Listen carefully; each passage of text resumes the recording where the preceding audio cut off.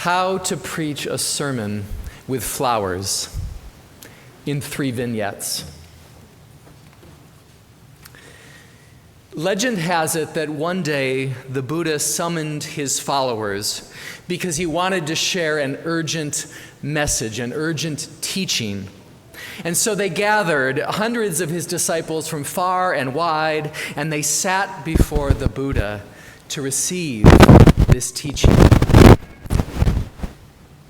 But when the Buddha stood before the crowd that morning, he didn't speak to his followers. He didn't say a word. Instead, he took a single flower, a lotus in his case, and he held it up silently before the crowd. And he waited for a long time. And after a while, people in the crowd became confused. What's he doing, they wondered. Why isn't he speaking? What's with this flower? I mean, what would you think if me or Sophia got up in the pulpit one Sunday and instead of preaching a sermon, just stood here with a flower, right? You might check out that church up the road, right? Well, the story goes that amidst the confusion, there was one among the crowd who carefully regarded the flower. And as he did, a smile crept across his face, a peaceful smile. And according to tradition, this is when the man became enlightened. The Buddha then gestured to the man and finally spoke, saying, "This man shall inherit my teaching." End of story. Like many tales that come to us from the Zen tradition, this one might leave us scratching our heads at first. A Dharma talk with no talking? A sermon preached with only a flower? What was the urgent teaching the Buddha wanted to convey? Some traditions say that by silently holding up that flower, the Buddha was insisting that we see it, that we really see the flower, and more than see it, that we behold the flower. To behold something is to regard it with great care and attention, with reverence even. Behold the flower. And with this reverent sight, this reverent attention, the Buddha invites us to come face to face with the fact of the flower, to be confronted by its very being, its very isness, right? It's reality. It's not just our idea of the flower. It's not a virtual flower or a digital flower or an AI flower, right? It's a real flower. It's a real world. With reverent attention, the Buddha might invite us to look even more closely, to see a whole world in the flower. Everything that went into this flower, the soil, the water, the sun, the care perhaps of a patient gardener. It's all there to be seen. The Buddha might invite us to recognize the preciousness of the flower while simultaneously acknowledging that the flower, like us, is impermanent. And I think the Buddha felt some urgency about this message because this way of beholding the world and acknowledging its reality, its preciousness, is foundational to everything else he taught. Look we can't love a simulacrum of the world. We can't love a virtual world. We must love the world as itself and settle for nothing less.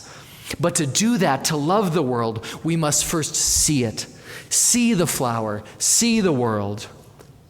All right living, all right action, all moral reasoning flows from this way of seeing and beholding. And the Buddha conveyed it all with a single flower.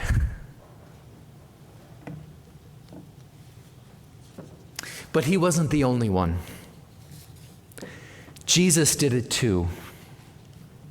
One day, and this is our second story, one day the Gospels say Jesus was ministering to a crowd by the Sea of Galilee when he paused and invited his disciples to go with him up to the top of a nearby hill because he wanted to share with them an important message. A message now known to us as the Sermon on the Mount, the great ethical and moral heart of Christianity. It's believed that Jesus delivered this message in springtime because at one critical moment in the sermon, he gestures to what scholars believe is a field of spring wildflowers, and he says to his disciples, "Consider the lilies of the field, how they grow. They neither toil nor spin, yet I tell you, even Solomon in all his glory was not arrayed like one of these. So why do you worry about clothing?" he asked them. And in the same breath, Jesus gestured to the birds of the air. Jesus was a birder too, saying, "Look, the birds neither plant nor reap nor sow, yet there's food enough for all of them. Why do you worry about food?" And then he sums up this part of the sermon by saying, and listen to what he says, "So do not worry about tomorrow, for tomorrow will bring worries of its own." Preach, right? Today's trouble is enough for today. That bears repeating. Do not worry about tomorrow, for tomorrow will bring worries of its own. Today's trouble is enough for today. I'm struck by a couple of things. First, it appears that we moderns are not the first people to suffer from anxiety. I thought we'd cornered the market on it. Turns out, even back in Jesus' day, people worried about the future, so much so that Jesus saw it as a challenge that he needed to address in this sermon that's otherwise dedicated to justice and mercy and peace and care for the vulnerable. It's almost as if Jesus is concerned that his disciples' anxiety about the future might distract them from attending to caring people for right today, the people right before their very eyes. Or that their anxiety might discourage them, cause them to give up hope, and kind of throw in the towel on the world. Sound familiar? We live in a time when the future can conjure untold anxieties and fears, apocalyptic imaginings. When our anxiety about the future sometimes threatens to overwhelm us and prevent us from living in the present, seeing the beauty before our eyes, but also addressing the injustice right before our eyes.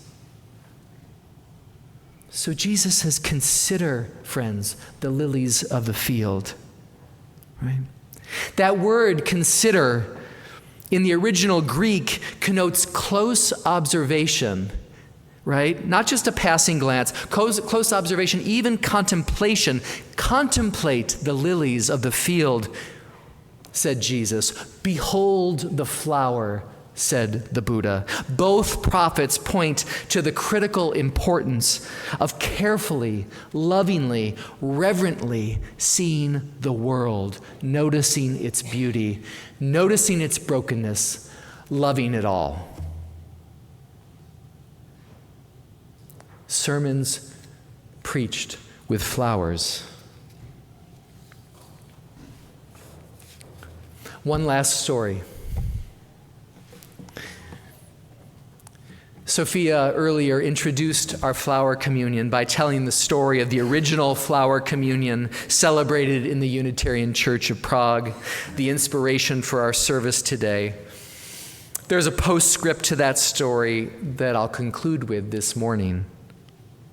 After Prague fell to the Nazis, Norbert Čapek, the Unitarian minister there, was arrested by the Czech government on charges of treason and was sent to Dachau prison camp. He was assigned to a special prison block in Dachau for religious leaders who opposed the Nazi regime. They called it the priest barracks. There, the Nazis subjected the clergy to horrible things, starvation, torture, but did allow them to celebrate religious ceremonies. The Dachau clergy were an interfaith group: Catholics, Protestant, Muslims, Orthodox. And while each celebrated the liturgies of his own faith, there was no ritual they could share together. So Čapek suggested to his colleagues a communion of flowers, the ritual he had created for his religiously diverse congregation in Prague. And one day in 1942, the clergy prisoners of Dachau each found a flower or whatever sprig of green life they could find among the mud and weeds of the prison camp. And they gathered around a makeshift table, and they prayed, and they held silence, and they shared the flowers with one another. In October of that same year, Čapek died in the prison camp. What sermon did those flowers preach in Dachau? Perhaps they were a reminder that we must discover beauty even in the most difficult of circumstances. Perhaps they were a reminder that we must fiercely claim our common humanity even in the face of dehumanization.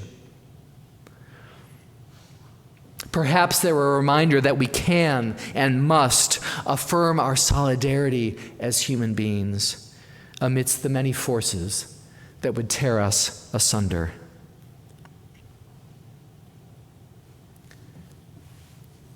So seeing the world, beholding it, loving it, trusting its grace, claiming life and beauty even amidst difficult times. These are sermons preached with flowers.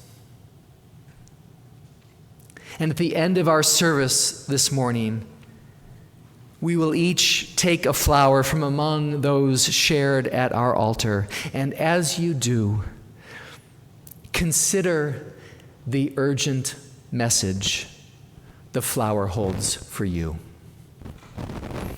Amen.